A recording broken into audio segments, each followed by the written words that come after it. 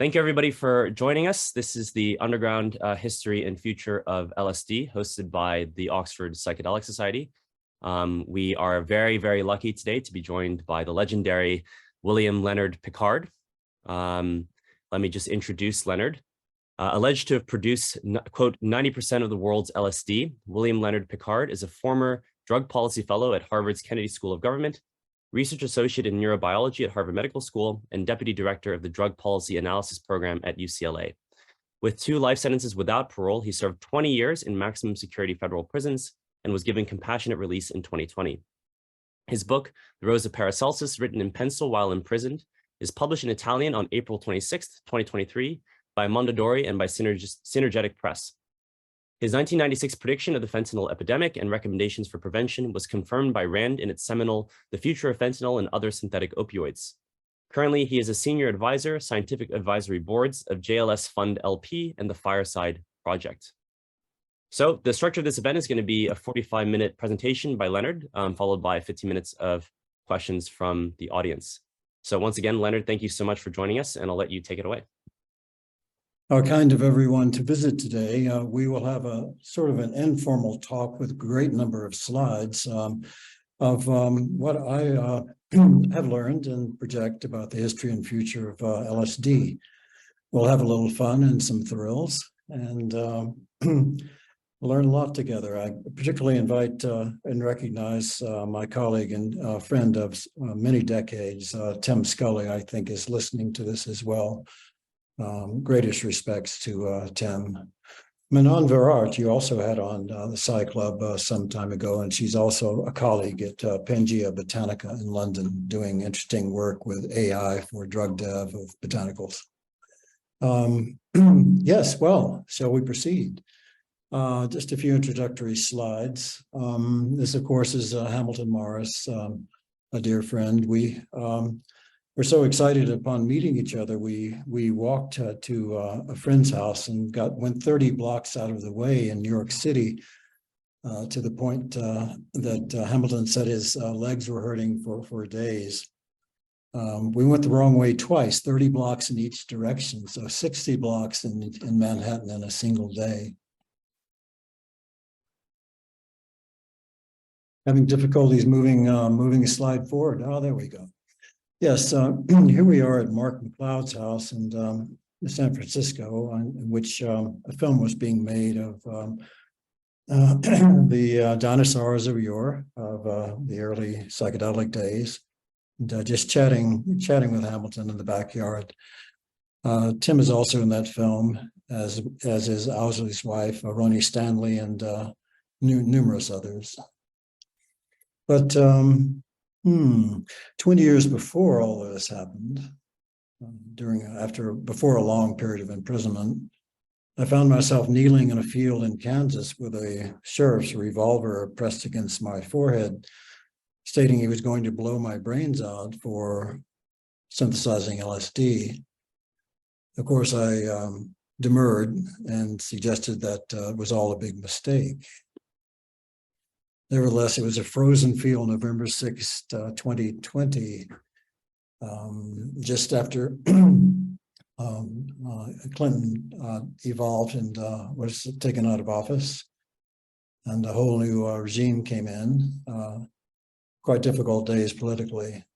A full moon-lit night in Kansas, very cold, running through streams, just like in the movies, running through cold streams to elude chase dogs and bloodhounds and DEA teams, and all the exciting happenings that occur near a major drug bust, particularly this one. Police helicopters at dawn fill the air. I found myself hiding in a cement a drain pipe, hoping to reduce the infrared signature, which was being recorded by sensors in the police helicopters. A 250-house manhunt. Everyone within 30 miles was alerted to be on the lookout for an elderly white-haired gentleman that appeared to be from out of the area.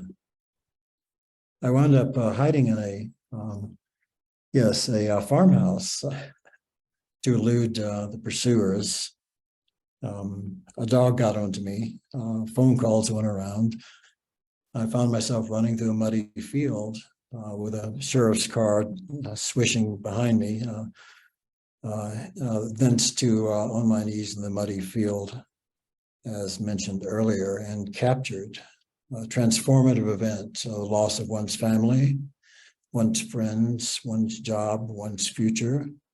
Probably the most difficult spot short of a serious medical condition one could conceive. But how did it all begin? Well, this is this famous photograph of the fellow on the left, a young Owsley Stanley. Fellow on the right is a guitarist we liked, but figured he would never make it. That's Jerry Garcia of the Grateful Dead. Owsley was the sound man for the Dead for quite some years, did the wall of sound and apparently paid for it. Tim can speak to many of the issues in here during the question and answer period. Augustus Owsley Stanley III, probably the originator, not the earliest LSD chemist that was recorded in the media, but certainly the most prominent then and for decades thereafter. Owsley, fondly known as Bear, during his lifetime, admitted to making, to give you the relative quantities of the underground labs of the past, 500 grams of LSD. That's about 1 million doses, depending upon whether a dose is 50 micrograms or 100. 1 million doses distributed in San Francisco, Berkeley, Laguna Beach, and apparently throughout the world. Owsley Stanley passed away a few years ago in a traffic issue in Queensland, Australia. His wife, Ronnie, and I remain dear friends. We all know each other, the alleged underground figures. So there's no really a conspiracy, folks. The young Nicky Sand, subsequent to Owsley. Nicky was an anthropologist in his undergraduate days and went on to determine the process for LSD and visited Millbrook and extraordinary sites of yore. Nicky Sand in his later years. Probably the most productive chemist of all time until the government alleged that the Kansas lab was larger. But here's Tim, who is actually online right now listening to all this, and Nicky. And these are the men, very distinguished men in my eyes, very courageous and visionary, who really started the whole ball rolling. I think Nicky admitted in a National Geographic article of making 13.5 kilograms over the course of his lifetime. I'm not sure what Tim admitted to making, but I'm sure I'm sure roughly parallel that. Maybe we can elicit it later today. But these are the gentlemen of the greatest magnitude, certainly in my eyes. Nicky in his blotter, beautiful blotter of Nicky laughing. He died a day after the last MAPS conference, which was in Oakland, California. The newest one, it happens every 5 years, is in Denver next month. But Nicky passed away shortly after the MAPS conference. But all of them were trained or friends or knew or beloved of the preeminent pharmacologist ever, Sasha Shulgin, in psychedelic terms. Sasha standing in his small laboratory on his property in Lafayette. Sasha, of course, passed away a few years ago, as his wife Anne, and now the property by daughter Wendy has been enfranchised into the Shulgin Foundation, so that we hope that donors will come forward to make the compound, Sasha's house, some barns, and of course the extraordinary small laboratory, a permanent fixture for training of young graduate students in medicinal chemistry, hosting meetings for therapists, and Sasha's house built by his father, enshrined as a permanent memorial akin to the Bronte sisters' home in England. Sasha Shulgin, inventor of several hundred phenethylamines and tryptamines, and his great work, Pickard. I'm sure many listeners have a copy of that. Sasha and Anne on the hillside behind their home. He was a big, tall, 6'4", embracing bear of a man who spoke very rapidly and softly, and loved the art of chemistry, and imagine molecules rotating and dancing in his head. He was ebullient and enormously friendly, would always hug you, hello and goodbye, as did Anne. The most wonderful people, and a big hole in the community with the loss of Sasha and Anne. I managed to take all of his classes at Berkeley and San Francisco State, and now that his new works, The Nature of Drugs, volumes 1 through 5, have come out through Synergetics Press, Santa Fe, I have the privilege of doing the last proofreading pass on those, because having attended the lectures, I knew some of the words that may have been mistakenly included. Wonderful, exciting, different mind, and gentle, noble spirit. Sasha and Anne. A blotter recognizing their efforts. It could be MDMA. Yes. Well, on a personal level, what's going on during all these days before the arrest, before the seizure of the lab in 2000, in the previous decades, I'd done some unusual things personally. I'd become a Zen monk in a monastery in San Francisco for several years, be robed up at 4 a.m, sweeping the sidewalks with brooms, chanting, meditating, bowing in the hallways, a lot of sitting meditation practice, very calming, I found, facing the wall sometimes for a week in silence. There were two times I'd been to a serious prison. One was a 5-year term prior to the big bust of 2000. And during that time, I developed a meditation practice in prison and continued it when I got out. Stayed at Tassajara, the meditation retreat and monastery down in Carmel, California. Extraordinarily peaceful times. Yet from these monastic settings, somehow concluded that grad school was probably appropriate, and applied hither and there, and found myself at the Kennedy School of Government at Harvard. That's a picture of the one of the undergraduate houses by the Charles River. The Kennedy School of Government is extraordinary institution, 600 students from around the world in each class, some which go on to become usually senior government officials and the like, a real feeder for the Hill in Washington, D.C., senatorial staff, congressional staff, analyst for CIA, NSA, that sort of thing. A great collection of bright young things. Often open all night, especially during periods of ferment internationally and politically. If the Pentagon is up all night, so is the Kennedy School, and pizza is ordered, and thoughts and analyses done on the current issues, invasion of Ukraine, bombings in Waziristan, what have you. Very heady and stimulating space. Exciting classes. Of course, sitting in these classes, according to the government, had some sort of nighttime activity. And we weren't permitted to work, but according to the government, a great deal of LSD went out during this period.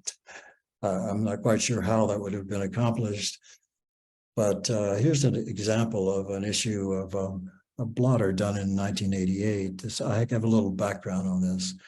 Most of the products from the alleged labs was put out as crystal kilograms, but occasionally rare blotters were made for personal reasons. This was done according to the government, out of love for a particular woman And it's called the album covers issue. It's a collector's item now. At 1988, it was worth about $2,000. And the collectors of these things these days, this goes for about $7,000 under glass. The Grateful Dead album covers, of course, which have simply been duplicated and placed in some meaningful ways. Very, very popular issue. In classes at Kennedy School, while presumably the acid lab was going on, were often hosted by a mentor who was also Rick Doblin's mentor, the founder of MAPS, and instrumental in constructing some of the ways that MAPS thinks and acts and relates to government, particularly DEA and FDA. So Mark was my mentor, my thesis mentor was a former drug policy analyst for the Department of Justice before he found academia more comforting. A brilliant, highly ethical, fine fellow, and experienced in terms that we understand, marvelously experienced, the unsung hero of psychedelia. Few people in the psychedelic world know about Mark, although he is a very distinguished criminologist. Yeah, Mark. We lost him a few years ago.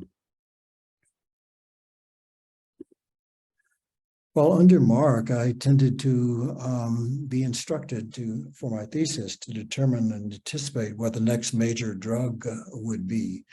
In those days, it was legacy compounds, heroin, cocaine, methamphetamine, LSD, 5 or 6 drugs, no unusual analogs to speak of, not like today. This was 96. So after reviewing the synthetic approaches for all the legacy compounds, I concluded on a few things that weren't legacy. I concluded that this particular compound in 96 would be the next major drug of abuse, or at least pose a serious societal hazard. Why was that? Because at the time I realized that all the synthesis was difficult at that time. There'd only been a few seizures where a PhD level chemist at a naval research laboratory, for example, or DuPont, had been caught with small quantities. Only people with that level could synthesize it at the time. I felt that due to the internet, which was just opening in 96, and due to the motivation of people looking for new drugs to distribute, that this would be the problem child of the future. And part of that equation was simply to note that precursors for fentanyl could be acquired in tank car quantities at $55 a kilogram. So there was no limit on the amount of fentanyl that could be made. Now that's a real problem if there's no limit. LSD is limited by the access to ergotamine, for example, or other ergot alkaloids, but and there are only 10 or 20,000 kilograms made per year. But fentanyl can be made in industrial quantities. It's a serious problem that will not go away. The other aspect is it tends to be potent in the microgram range, equivalent to LSD, roughly. So ubiquity of precursors, potency, and simply the idea that a rogue chemist could probably derive a simplistic formula and manage to put together an impure product. And that would be okay because the pure product within that would be extremely usable. The byproducts would be not noticeable at those quantities. And so it came to pass. But in proposing this in my thesis, I was asked, do you want to risk your career on this proposal, this projection? At that time, it was considered a fringe idea, rather laughable, that an arcane drug such as fentanyl would become popular. In those days, it was only a neonatal anesthetic. There were no patches. It wasn't routinely used, except in pediatrics. And its cousin, carfentanil, 4,000 times as potent, also presented itself as a problem. A single individual in a single laboratory abroad could make the equivalent of the world's heroin supply by synthesizing this drug. Indeed, parts of it in the last 10 years have appeared in Ohio and parts of Europe already. Potency is such that it's not unusual to have found fentanyl labs with the chemist dead because they didn't know how to handle this extraordinarily potent compound. I proposed in '96 to Harvard and to various federal agencies that fentanyl be controlled, and particularly the precursors for fentanyl, NPP, AMPP, that if one could make those scheduled or cut off the supply, that the presumed epidemic would never occur. But authorities, regulatory officials, and academics thought it would never occur anyway. It was just speculation, science fiction in '96, and I wish it had remained so. A fentanyl lab seizure in the later years, along with the LSD lab seizure, are so potent that it's necessary for enforcement to wear moon suits, full moon suits. These are not that. This looks like a meth laboratory type seizure where they're worried about fumes and what have you. But fentanyl laboratories and LSD laboratories are considered equivalent in enforcement eyes. And so moon suits, fully protective apparatus and raiment are required. There was an incident in '88 of an enforcement officer searching a LSD lab in Mountain View, California. Came out the next morning and rubbed his forehead with the back of his hand, and it went off into quite an interesting psychological spot for a few days. Scary for him, no doubt, but of course, complete recovery. In the course of events of the 2000 seizure, I found myself in a federal courtroom looking at 2 life sentences without the possibility of parole, which is essentially a death sentence. The government intends those with such sentences to simply remain captive until they die, however long that is. So it's somewhat disproportional sentencing if you're quite healthy. Nevertheless, terribly scary moments in front of a jury of 12, all married couples from Kansas and conservative and honorable. Things might have proceeded better in the San Francisco jury, which would have been extremely diverse and perhaps more friendly to the concept. And unfortunately, Kansas wasn't. The longest trial in Kansas history, 56 days. I found myself often dressed like this, handcuffs across a waist chain, the leather belt in this case. What you can't see are the ankle chains which go on, the handcuffs right for the ankles. So you shuffle along like a very elderly geriatric and can only move a few feet at a time, usually escorted by 2 guards holding your arms. Found myself in this position countless times. Very humbling indeed. And then sent to a federal institution where I was expected to live until I died without any little or no contact with family or friends. A razor wire. Often you would see birds that would fly into the razor wire and with their feet cut off or their wings cut off, that sort of thing, or just impaled like a crucifix in the razor wire and desiccated. Quite ominous to look up at that sort of thing. And that will do that to a man too. Prison yards tend to be, excuse me, without decor. There were no flowers, no grass, no plants of any kind, no dogs, no cats, excuse me, no streams.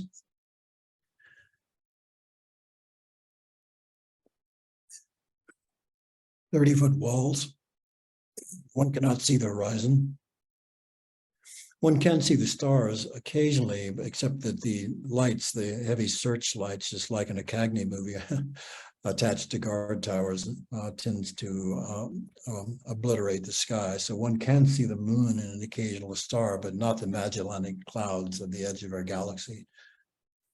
For that, one would have to go to the high mountains, but that was but a dream of a hopeful future. And so this is a typical housing unit, 2 men, stainless steel toilet. One can simply stay here endlessly. One can go out into a unit and watch the TV hanging from the ceiling. Men often tend to, there are few readers, there are some, there are a few that work on their cases, but most tend to watch TV all day long or gamble or take drugs if they can find any, that sort of thing. Mostly heroin is preferred, although fentanyl is making its own inroads these days. Typical scene, a sea of tattoos. Tattooed heads, tattooed hands, tattooed faces. I've seen tattooed tongues. Excuse me. Just before I managed to survive this, the great rage inside was tattooing one's eyes. I saw young men with their whites of their eyes, the sclera, dyed black or red or blue from ballpoint pens that had extracted, and with rough needles stolen from insulin users, they inserted these dyes under the sclera, under the membrane of the sclera of their eyes, and it spread all over their eyes. So you'd look at a man at dinner and his eyes would be completely black or completely blue. And these were the young men with life sentences they had just given up and thought they would try to look unusual. And indeed they did. Escorted everywhere, of course, to showers even, walking in silence in some institutions to meals. Meals were interesting. This is a pose photograph. In the prison system, the races tend to self-segregate. Blacks sit in one area, whites in another, Native Americans sit in one area, Hispanics in another area. And this is not out of hostility, but simply different cultural mores, and often inmates, families know each other.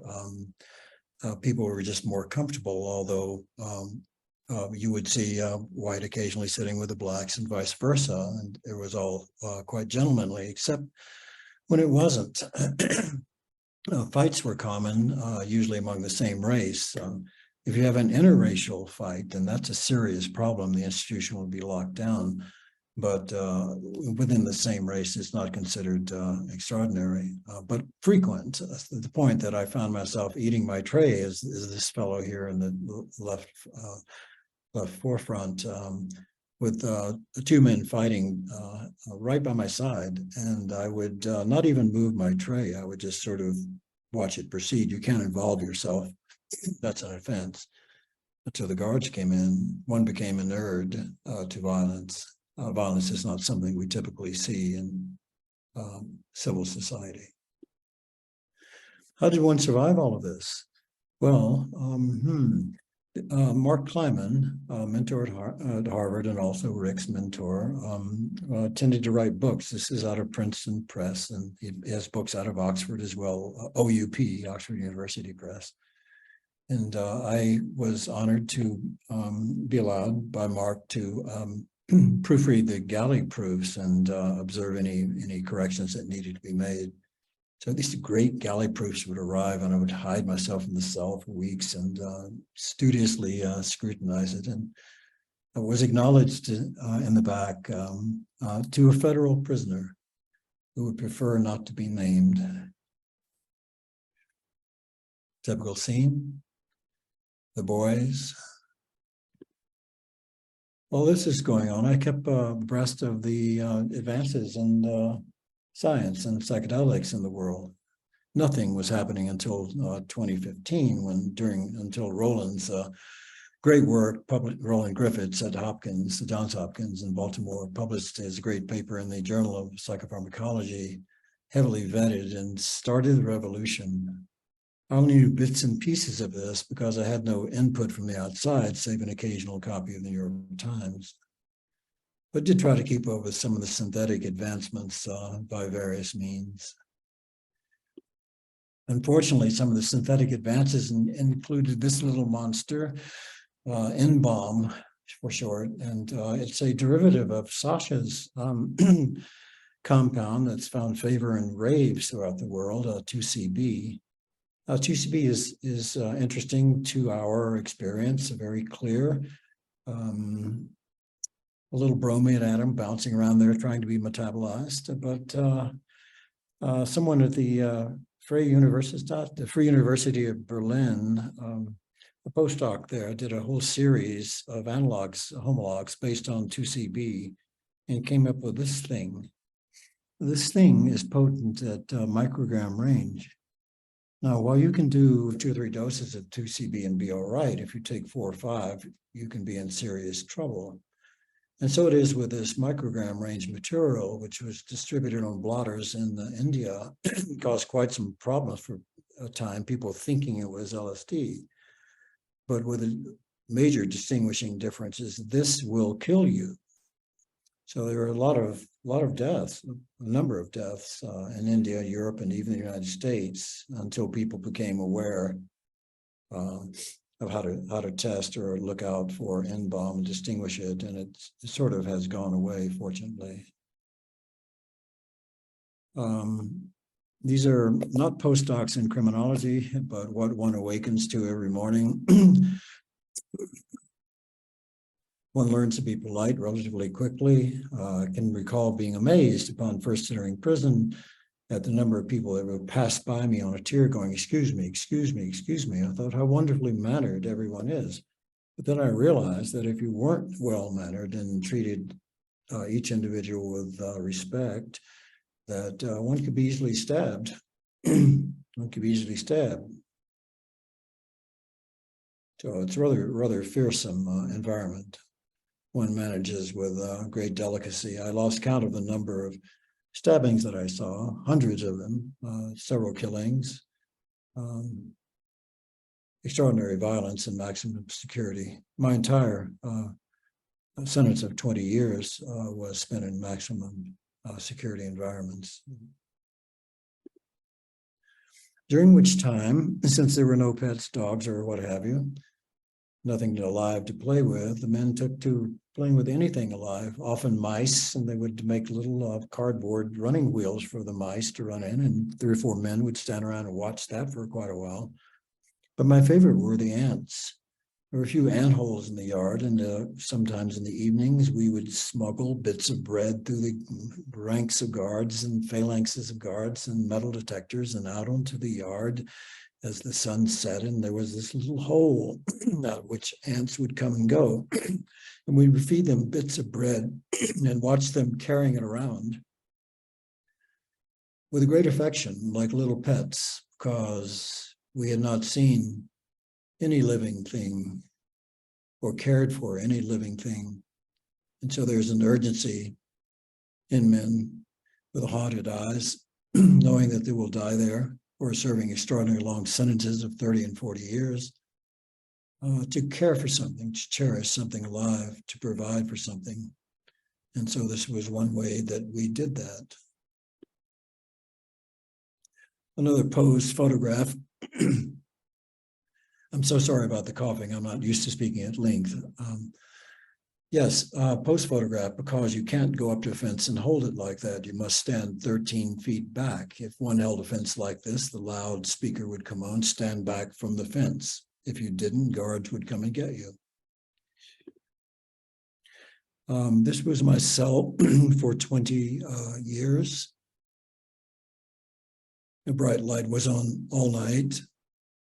2 guards would appear at the little slit, the door in the wall, and peer in every hour, 24 hours a day, 2, 3, 4, 5 in the morning with flashlights, making sure that you were 1, not escaped, and 2, that you were alive.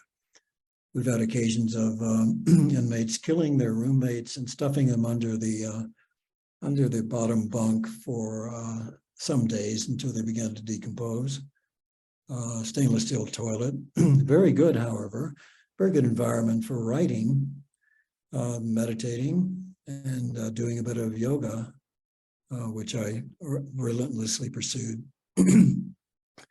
I was saved in this environment by reading primarily British literature, all the greats, specializing in the 1800s.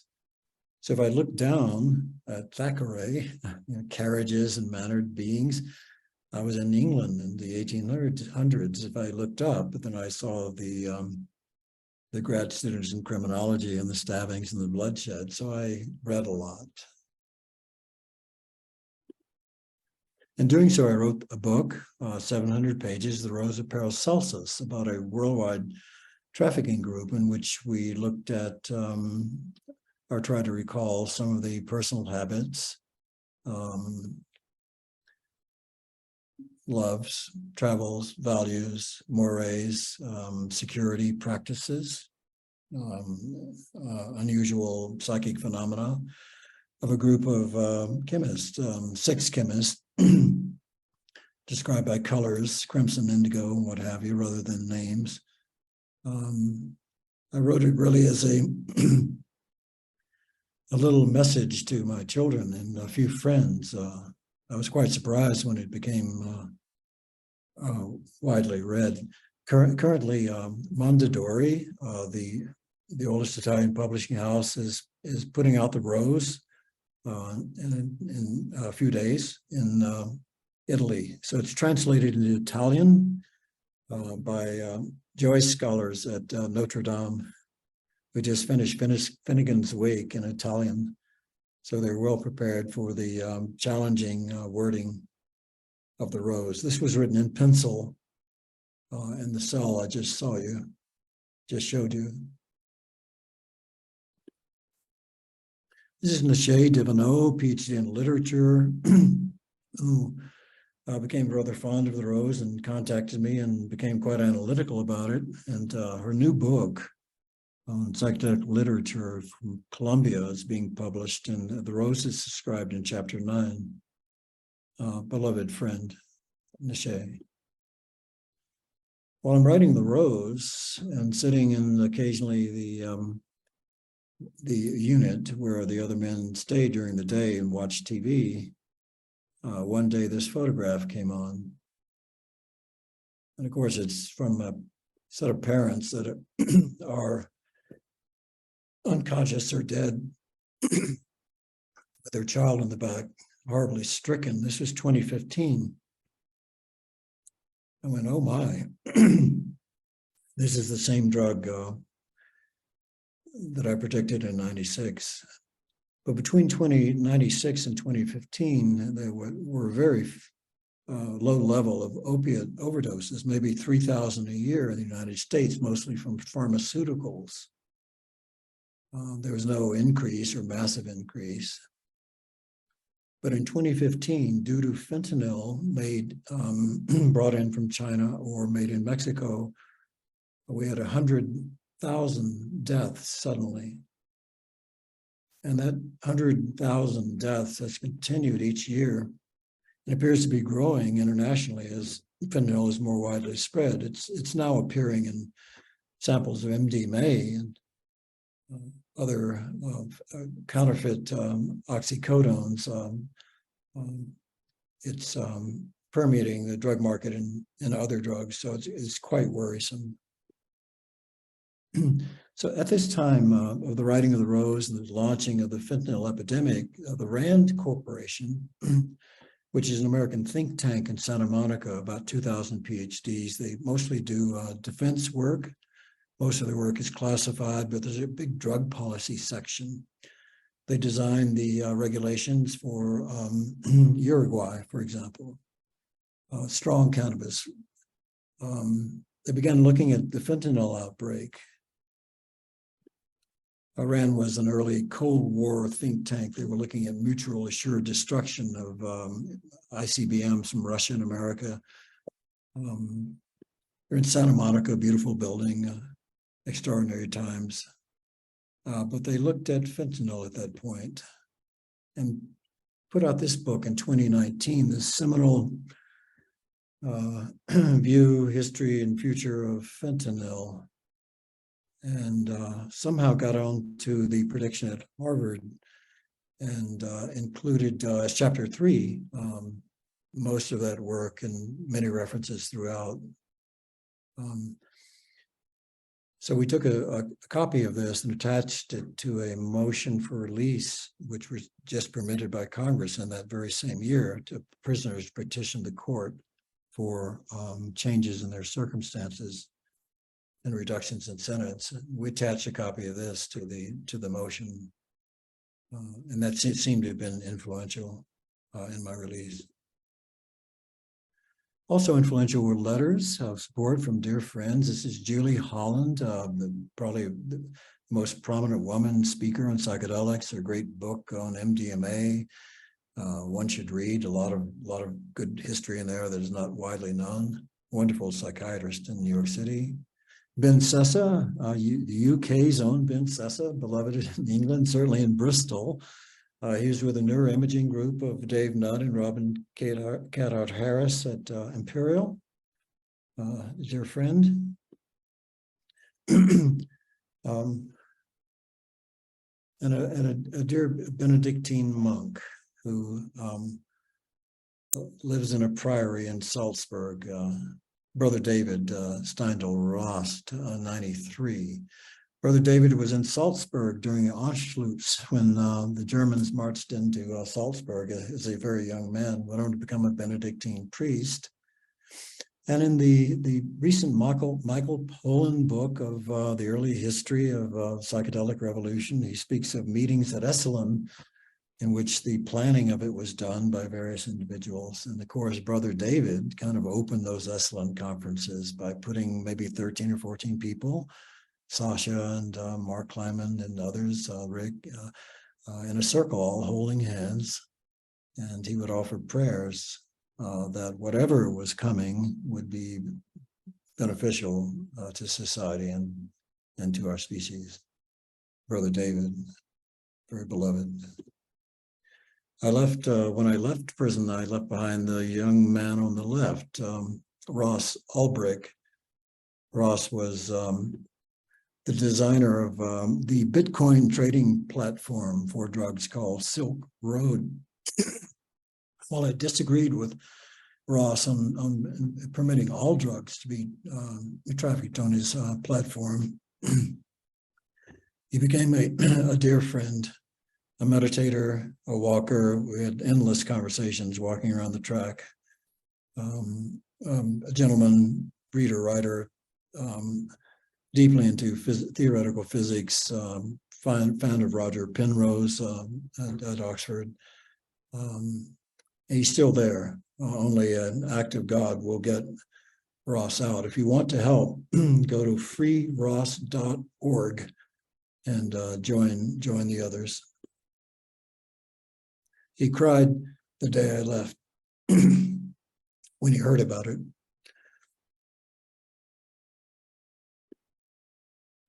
And I stepped from that situation into a world where we're looking at billion-dollar corporations exploring psychedelics.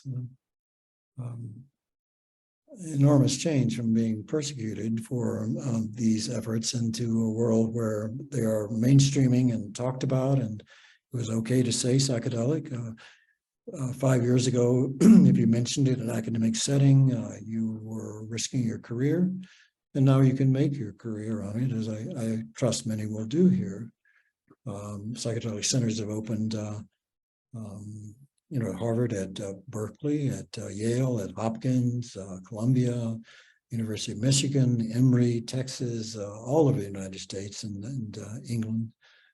An extraordinary time. I had no idea this would occur. It's quite miraculous to witness.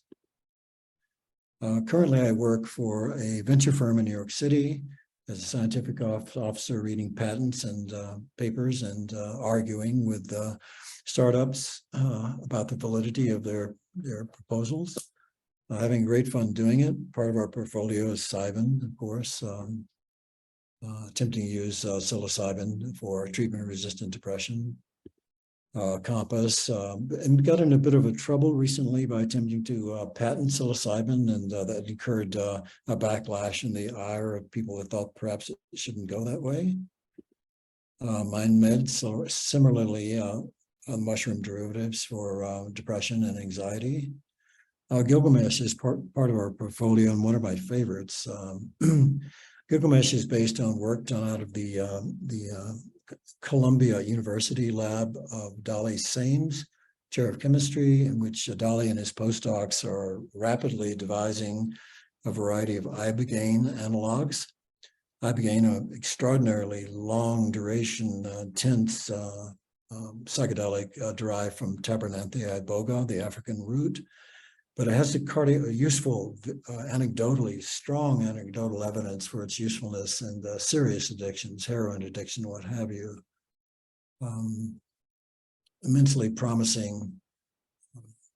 Problem with ibogaine is that it's cardiotoxic, cardiotoxic. Perhaps 1 in 400 people will have a cardiac event.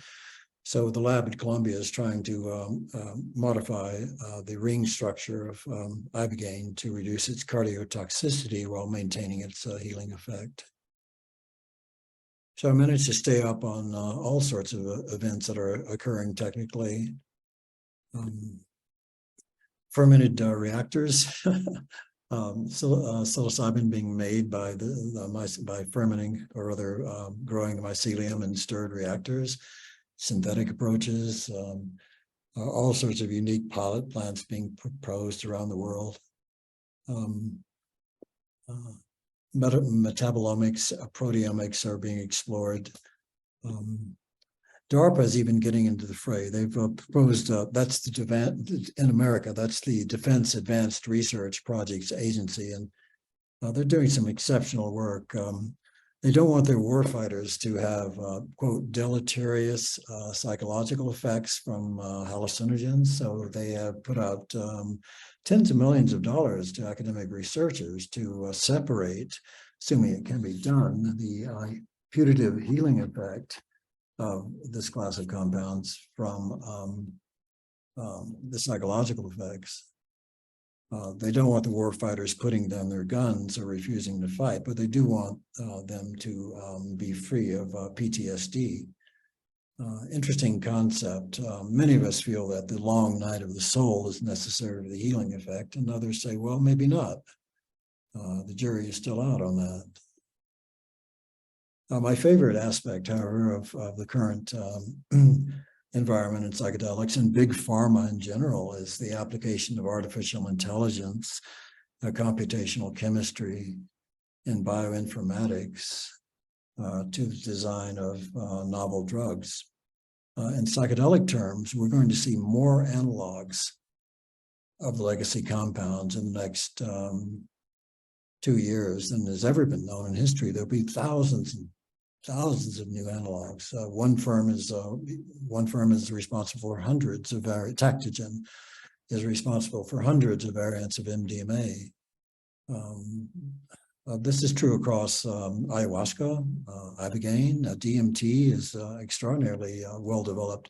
In the UK, especially at Oxford, your own Beckley SciTech is probably the leader in the field, funded at $100 million. That's Amanda Fielding's son, Cosmo Fielding. Beckley is a small estate very near High Street in Oxford, perhaps a mile away. And Beckley began there, and Amanda's done an extraordinary job. She was at the Breaking conference and has been a dear friend for a number of years. But her son Cosmo is developing 5-methoxy-DMT applied in various ways for treatment of a number of disorders, and having great success with that. It's not just AI and psychedelics, of course. It's AI across all of pharma. There's 300 firms in AI and big pharma, valued at 900 million or more. Some of them are exploring in vitro, in silico drug development. That means entirely discovered, designed, and animal models excluded, no tissue work, all by computer. FDA in America has just issued an approval for a drug which is the first totally computer designed drug. And that's important to remember because in the future, most drugs would be made by computer and they'll be incredibly more efficacious. The same techniques are being applied to psychedelics. So we may anticipate a profound revolution in neurochemistry, shifts of personality, changes in consciousness, memory and learning, enhancement of human performance through pharmacological or genetic or genomic means. The future is both extraordinarily bright and promising. And also if N-bomb and fentanyl and the like will also be created in part, not intentionally, but as part of a larger cohort. We'll also have little horrors appearing along with the brilliant successes and great new medicines. Yes, so we'll return to the origins. We'll return to just young people nibbling mushroom, walking in the forest in the moonlight, or sitting around campfires talking about God and who and why we're here and what can we do to save the forests and the oceans. Will that be the future of things? I certainly hope so. To come back to where it all began, the original vision that we had in our youth. So myself at 77 and Tim of the same age. In our youth, we had the vision that human consciousness could be altered toward altruism and compassion and the betterment of the world. And the idea of militaries and materialism and all of the above seemed to be counterproductive and obviously wrong. And so we went forward with our dream. And it's quite wonderful to see after many years of darkness and oppression and suffering, the current state of affairs, the legalization and decriminalization in many cities, from Oakland to Ann Arbor, to Berkeley, to Cambridge. The state legislatures in the United States having meetings and proposing new rules and regulations permitting use of psychedelics for various disorders.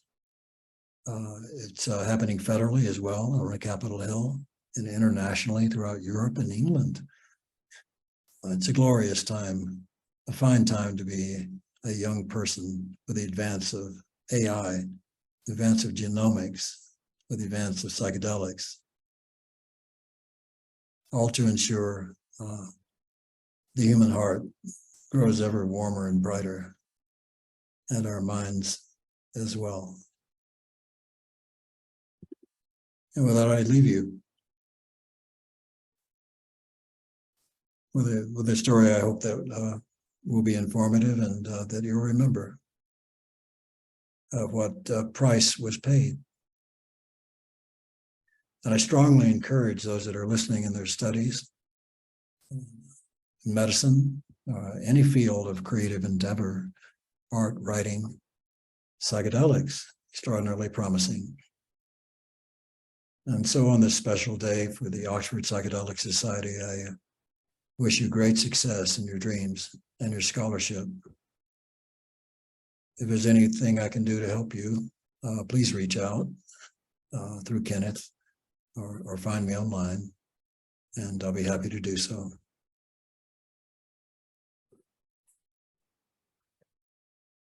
Thank you so much, Leonard. And thank you so much for everything you've done for the psychedelic movement. I think I speak on behalf of all the audience here that we're all incredibly grateful for your service to this movement, and what a massive relief that you were finally able to be released from prison after all those years.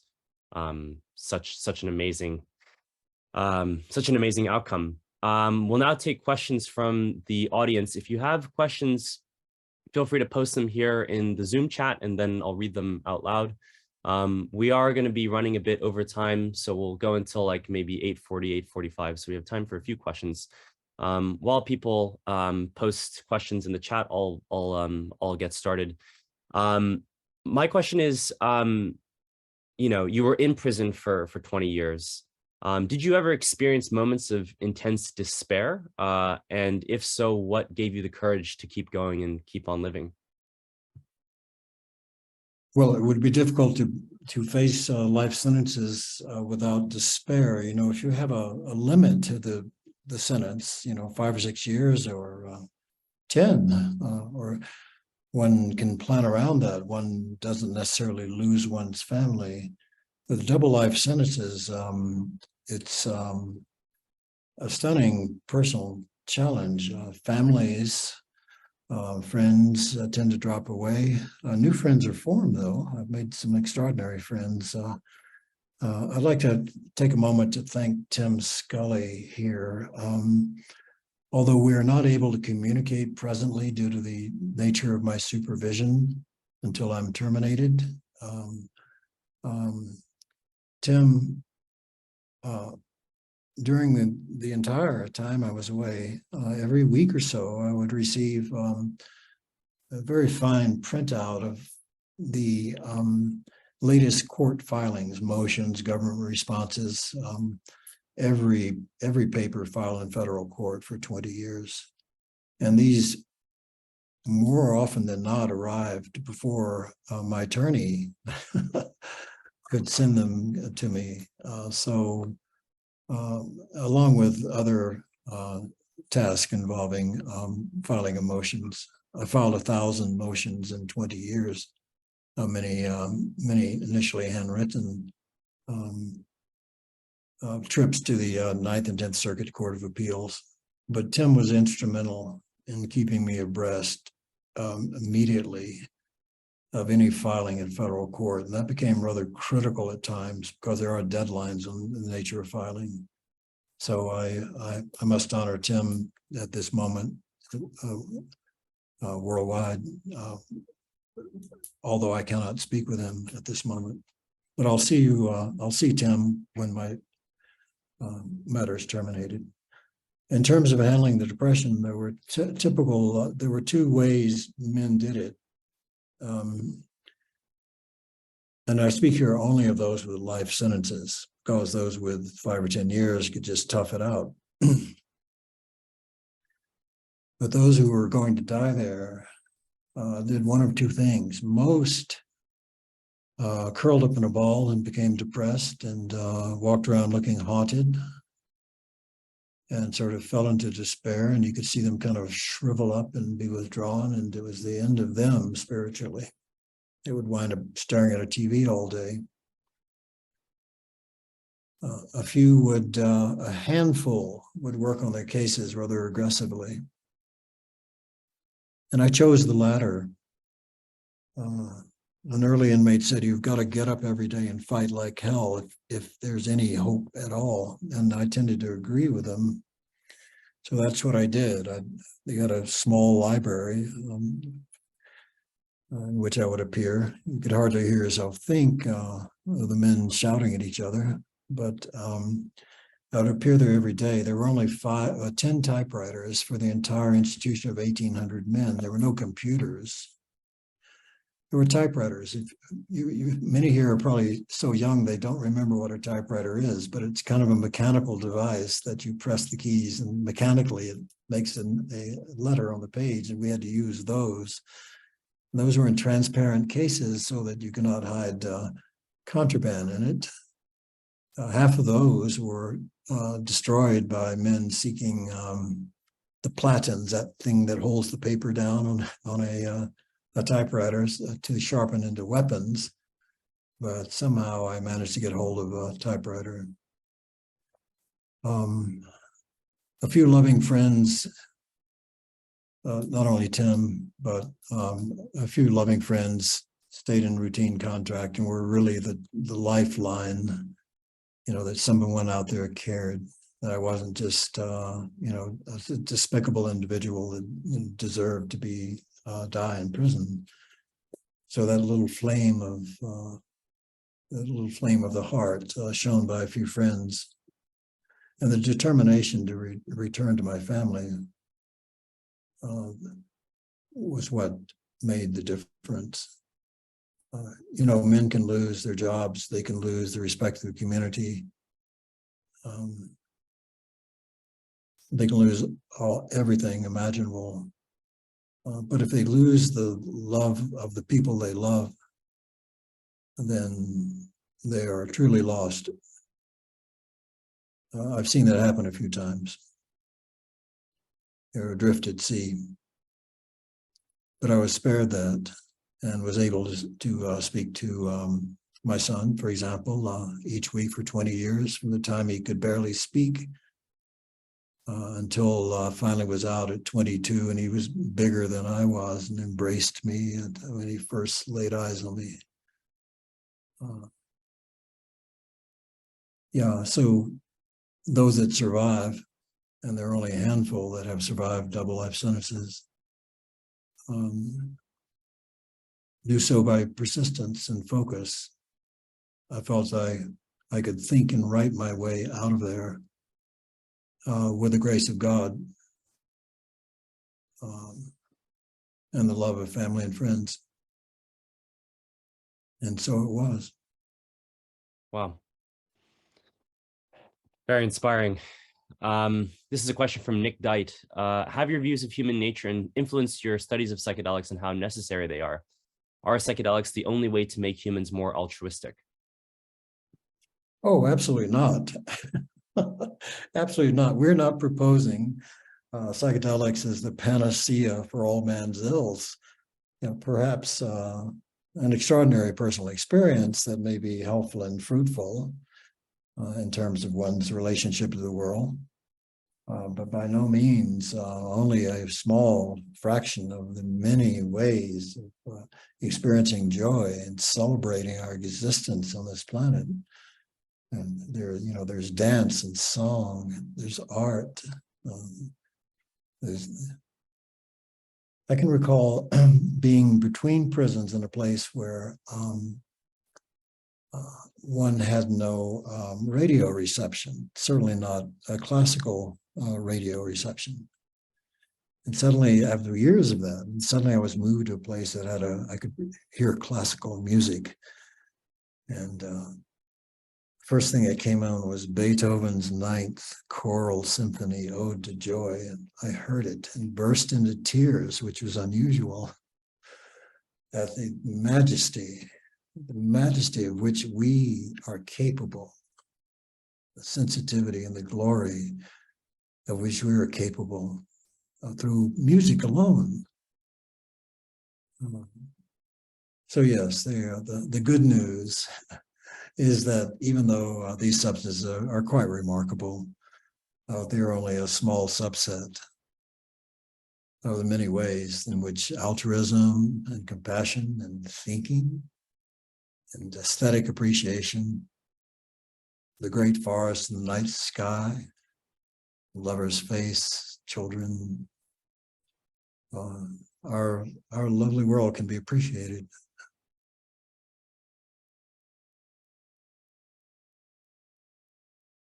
I hope that answers your question. We'll take one final question from Jay, or actually two more questions. And Leonard, if you could just keep your answers brief, that would be great. The first question from Jay is, what's your view on the potential danger of this kind of brain engineering, if you think there's any? Well, that's an interesting question, one I have not been posed before. Of course, I'm familiar with Elon's efforts with his herds of goats and swine and what have you. And I'm familiar with the investment of various neurotech firms and embedding electrodes by various means and eliciting from, say, paraplegics typewritten words on a screen, attempt at a minor form of mind reading. There's a great deal of interest on the venture world in this, and it's extraordinary and may be useful for those with neurological diseases. But of course, I have great concerns about the man-machine interface, and I feel that there should be a little space between an individual and the device itself. We should keep it with our words and fingers, and perhaps not attempt to, in normal, healthy human individuals, to implant electrodes. That said, it's an extraordinary field and promising field of endeavor. The ethical argument is similar of Elon's proposal to halt ChatGPT or AI large language models for 6 months. Great ethical issues are being raised by the advance of science currently, and Oxford is pursuing through the Uhiro Center many of these topics.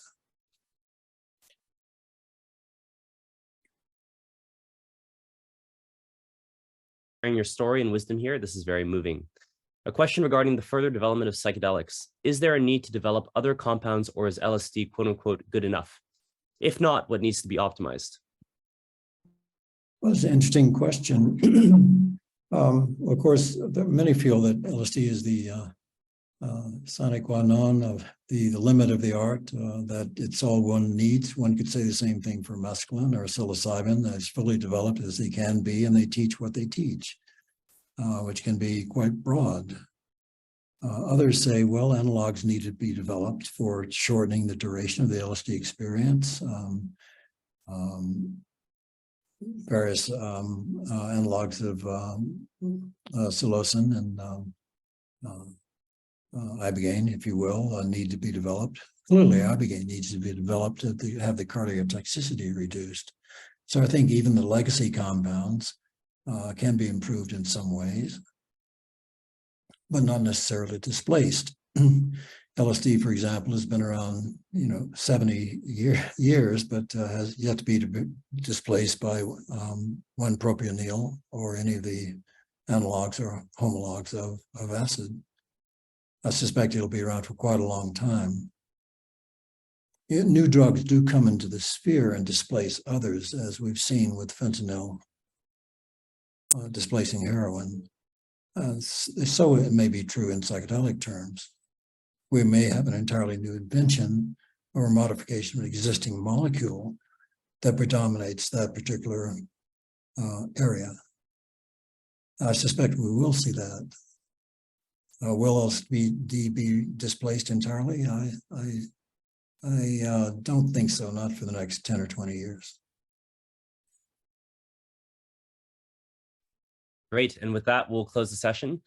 Once again, Leonard, thank you so much for joining us all the way from Santa Fe. We really appreciate your time and your insights. We try to make all of our events here at OPS free or donation-based. So if you'd like to support us, please consider donating to our PayPal. Ishmael will post the link again in the Zoom chat. He also shared it earlier during the session. For those of us who are joining the session from Oxford, our next event is the start of term party, which is going to be happening on Wednesday at the Bullingdon. And for our audience members who are joining from outside of Oxford, our next online event is going to be the integration of psychedelics and consciousness, talked by 2 psychedelic facilitators next Thursday, the 4th of May at 7:30. Once again, thank you so much, Leonard. We really appreciate your time. All the best. Thank you, Kenneth, and thank you everyone for listening. Reach out to me if I can help.